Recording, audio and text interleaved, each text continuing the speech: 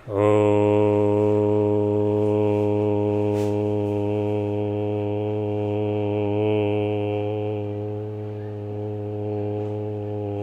गुरु वशिष्ठाय नमः। रामाय नमः। रामभद्राय नमः। वाल्मीकि ऋषये नमः। योग वासिष्ठमा रामायणाय नमो नमः।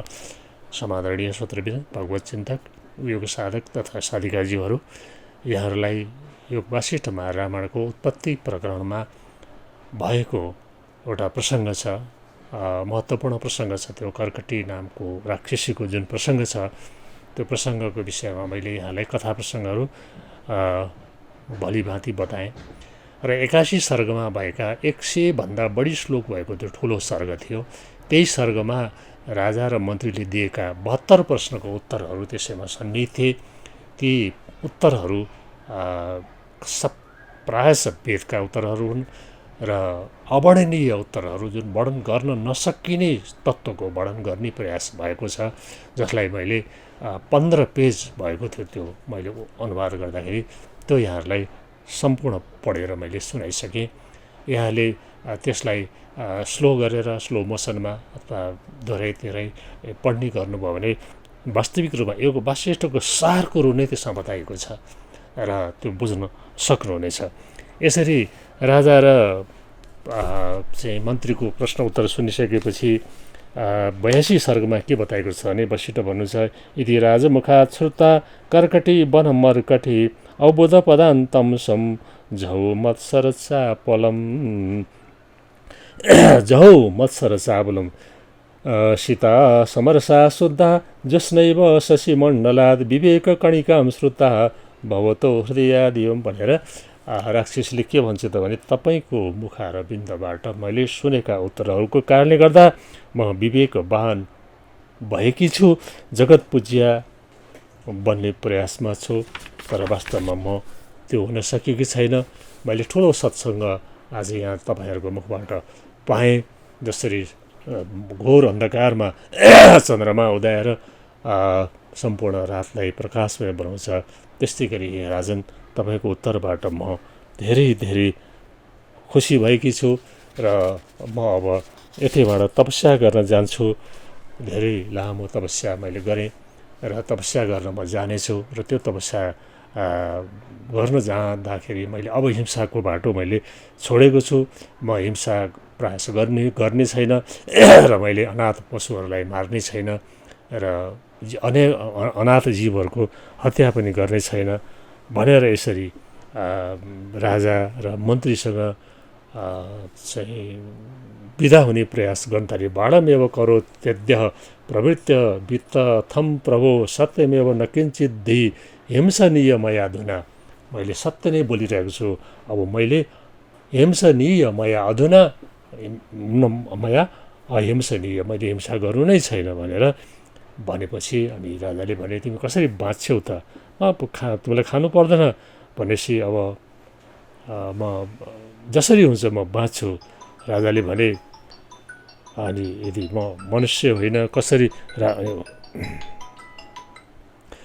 अनि यो संवादमा अलिकति कुराहरू के छ भने खास कुराहरू के पनि छैन। यो 82 सर्गमा गइसकेर राजा र राक्षसीको संवाद छ।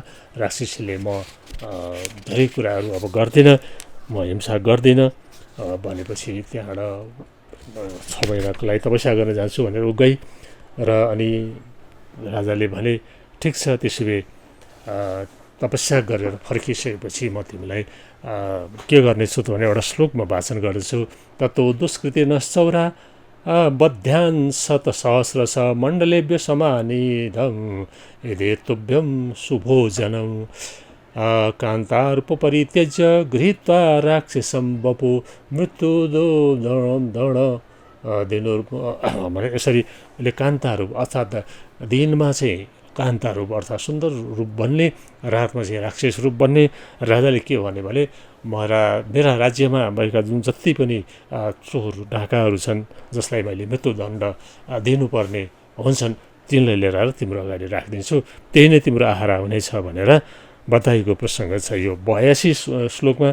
र 83 श्लोकमा चाहिँ अनि त्यहाँबाट के बताइएको छ भने सा देवी कन्द्रा नाम्नी मङ्गले तर नामिका सम्प्रतिष्ठा पिता मूर्त्यां पुरे गगन कोटरे ततः प्रभृति तत्र त्यो यो भवति भूमिप सकन्दरा भगवती प्रतिष्ठा पयति स्वयं भनेर यसरी ती राजाले जब तपस्या गरेर आइन् र ती कन्दरा देवीको नामले उनलाई मङ्गला देवी कन्दरा देवी नामले उनले राखेर ती किराँत राजाले कुलदेवीको रूपमा उसलाई प्रतिष्ठापित गरे भन्ने कुरा चाहिँ 83 सर्गमा यो कुरा बताइएको छ। किनभने उनी 6 महिना तपस्या गरेर एकदम शुद्ध चित्त लिएर फर्केकी छन्, अर्थात् देवी समान, देवी नै समान होइन कि देवी नै भएर उनी चाहिँ आइन्। भनेपछि एक मनुष्यले प्रयास गर्यो भने के हुँदो रहेछ त, त्यसो घनघोर राक्षसी पापिनी पनि आखिर शुद्ध चित्त बनाउँदै बनाउँदै बनाउँदै बनाउँदै आखिर ऊ देवीको रूपमा परिणत भइन् भन्ने प्रसङ्ग चाहिँ 83 सर्गमा छ। अब त्यसपछि गएर 84 सर्गमा के भन्नुहुन्छ त भने रामले एउटा प्रश्न गर्नुभएको छ, कुलानी सन्तेने हिमगुफामा कर्कटी कसरी भयो त। अब यस्तो चाहिँ अवस्थामा सबै समान अनेक प्रकारका जीव जन्तुहरू छन् हाम्रो उसमा, ती जीव जन्तुहरू भएको ठाउँमा यो कर्कटी एकाएक प्रकट कसरी भयो, कसरी आयो त यो भनेर यसको कुल वंश के हो भनेर हामीले प्रश्न गर्नुभएको छ। त्यो प्रश्नमा यहाँ वशिष्ठ जवाफ दिनुहुन्छ। वशिष्ठ उवाच कुलानि सन्तेने काने राक्षसानां स्वभावत तानि शुक्लानि कृष्णानि हरितानुजलानि च। अर्थात् यस्ता कुलहरू धेरै छन्, कोही शुक्ल कुलका छन्, कोही कृष्ण कुलका छन्, कोही हरिया कुलका छन्, कोही सेता कुलका छन्। यसमध्ये यो चाहिँ कृष्ण कुलकी भई भनेर यसरी चाहिँ बताउनु भएको छ। र अव्यनागत एवायम एव सर्ग उपागत भोसाल भञ्जिका संवित दारुण्येव मुदादिता। भन्दा साल भञ्जिकामा जसरी माथि एउटा बताएको थियो, साल भञ्जिका भनेको तपाईँको त्यो स्फटिकको खम्बा, स्फटिकको खम्बामा कसैले चित्र कोर्नु पर्दैन, आफसे आफ चित्र कोरिन्छ। त्यसै गरी यो जगतमा यस्ता कथा प्रसङ्गहरू आफसे आफ बनिरहन्छन् जसमा अविचारा छ।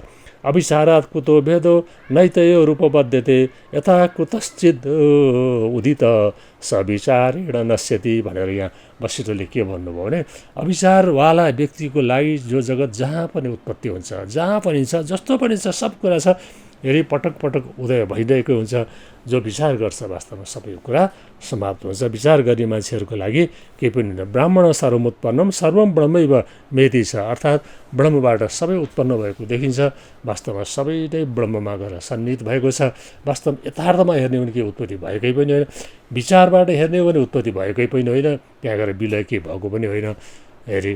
तर अविचारबाट हेर्ने हो भने प्रलय उदय, प्रलय उदय, प्रलय उदय, जगतको अनेकौँ प्रकारका सिर्जना सृष्टिहरू भइ नै रहेको हुन्छ, भइ नै रहेको हुन्छ भन्ने कुरा चाहिँ यसरी व्यक्त गर्दै गर्दै गर्दै गर्दै यो 84 सर्गमा बताएको कुरा मैले यहाँलाई बताउन गरेको छु। उपदेशाय शास्त्रेषु जात शब्दो अथवार्थज प्रतिज्ञान व्यवच्छेद संज्ञा लक्षण पक्षवान। अर्थात् अनुमान प्रमाण हेरी यी सब कुराहरू जे छन् त्यसबाट हामीले सत्य र यथार्थ कुरा पत्ता लगाउन पर्ने हुन्छ राम। त्यस कारणले मैले त के भन्छु तिमीलाई भने जगत वास्तविक रूपमा मैले माथि बताएँ 81 सर्गमा अथवा माथि बताएँ भन्नुहुन्छ वशिष्ठ ऋषिले तिमीलाई धेरै कुराहरू बताए। जगत यथार्थमा के हो त भने सत्य थिएन, होइन। र कर्कटी राक्षसको जुन कथा प्रसङ्ग छ त्यो कथा प्रसङ्ग पनि विचार गरेर त त्यो पनि यथार्थमा सत्य थिएन।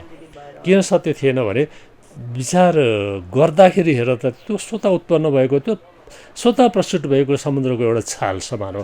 त्यो छाल विशाल विशाल विशाल प्रकटित भयो, उसले धेरै कुराहरू लीला गर्यो र छाल फेरि गएर त्यो समुद्रमा विलय भए जस्तै हो। त्योभन्दा बढ्ता अरू केही पनि होइन। यो जीव चराचर जगतमा यो पृथ्वीमा सब यो पञ्चमहाभूत शब्द स्पर्श रूप रस गन्ध पञ्च तन्मात्रा पञ्चमहाभूत मिलेपछि जीव प्रकट भएको देखिन्छ। त्यसको सम्मिलन र सम्मिलन भयो जहाँ त्यो संयोग मिल्यो प्रकट भयो, सम्मिलन भएन जहाँ त्यसको वियोग भयो वास्तु फेरि नष्ट भयो, अथवा उत्पत्ति भयो हरायो, उत्पत्ति भयो हरायो, जगत यो देखिन्छ। यथार्थ हेर्ने भने जस्तो बर्खा लाग्यो पानी पर्छ, ठुला ठुला नदीहरू बढ्छन्, सबै समुद्रमा जान्छन्, समुद्रमा गएर बिलाएको देखिन्छ र त्यत्तिकै त्यो समाप्त हुँदैन फेरि समुद्र तात्छ त्यसबाट उठेर फेरि मेघ बन्छन् मेघबाट फेरि वर्षा हुन्छ फेरि आइरहन्छ वर्षैपछि त्यो चक्र घुमिरहन्छ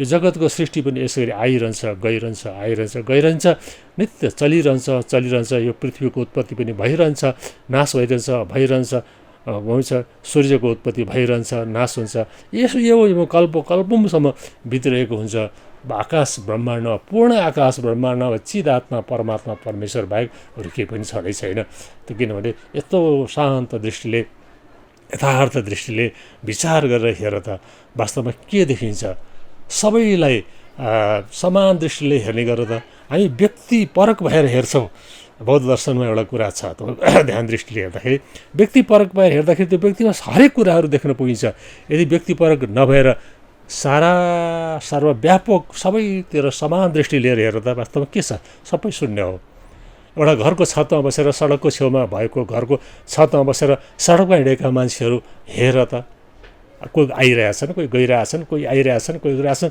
त्यही व्यक्तिलाई हेर्न थाल्यो त्यहाँ समूहलाई हेर्न थाल्यो भने त्यहाँ गएर तिमी यताउति फरक पर्छ किनभने त्यसको चिनारी त्यसको पूर्व त्यसको पुर्खा त्यसको को हो कहाँबाट आएको के भएको यी सबै कुराहरू चाहिँ त्यहाँ व्यक्तिलाई चिन्न थाल्यो कि त्यहाँ व्यक्तिगत कुराहरू आइहाल्छ व्यष्टि कुराहरू आउँछ जब त्यो व्यक्तिबाट भिन्न भएर जब समष्टिमा गएर हेर त आका घरको छतबाट समष्टि रूपमा ती सडकमा गएका मान्छेहरूले समष्टि रूपमा सर्वव्यापक भएर हेर्दा त के छ यथार्थ हेर्ने हो भने सब शून्य छ दौडादौड गरेको देखिन्छ तर यथार्थ हेर्ने हो त्यो सबै शून्य छ व्यक्तिलाई हेऱ्यो भने चाहिँ शून्य देखिँदैन व्यक्ति संसारको प्रतीकात्मक तत्त्व हो समष्टि चाहिँ प्रतीकात्मक होइन व्यष्टि द्वैत हो भने समष्टि अद्वैत हो त्यसैले अद्वैत भावले हेर्दा समष्टि सबलाई एउटै भावले हेर कहीँ भेद दृष्टिले नहेर यो सानो यो ठुलो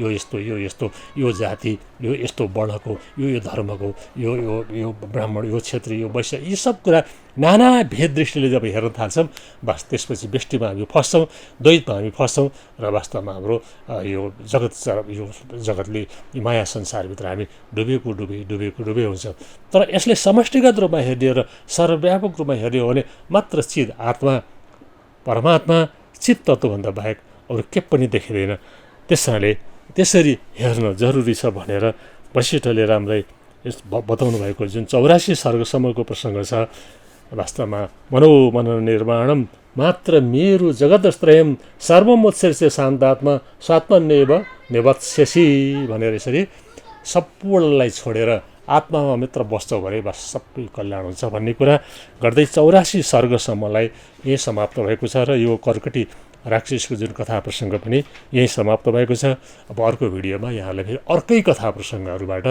अब जानकारी दिने प्रयास गर्नेछु अहिले मैले विश्रान्ति लिएँ ओम पूर्णमदः पूर्णमिदं पूर्णात् पूर्णमुदच्यते पूर्णस्य पूर्णमादाय पूर्णमेवावशिष्यते ओम शान्तिः शान्तिः शान्तिः।